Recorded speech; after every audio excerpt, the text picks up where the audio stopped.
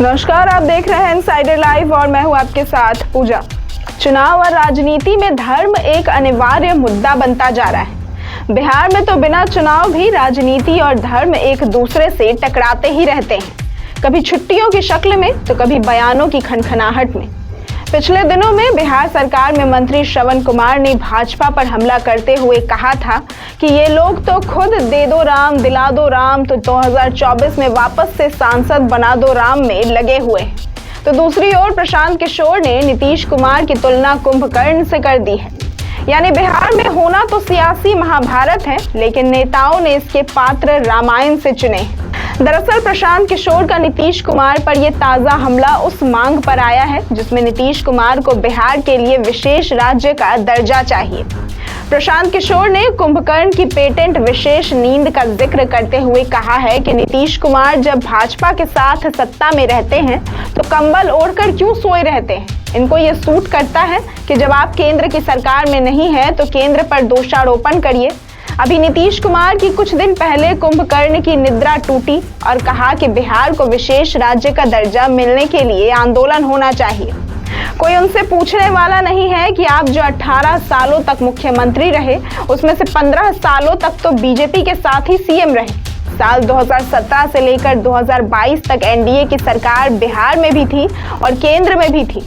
उस समय का कोई ऐसा वक्तव्य दिखा दीजिए कि नीतीश कुमार ने भाजपा के साथ रहते हुए विशेष राज्य के दर्जे की चर्चा की हो या बात तक भी की हो।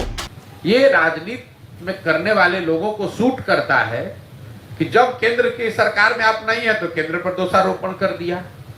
अभी नीतीश कुमार कुछ दिन पहले उनकी कुंभकर्ण निंद्रा से उठे और कहे बिहार को विशेष राज्य का दर्जा मिलने के लिए आंदोलन होना चाहिए।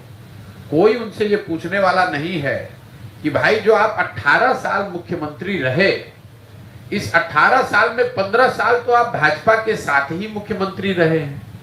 2017 से लेकर 2022 तक तो भाजपा एनडीए की सरकार बिहार में भी थी और दिल्ली में भी थी।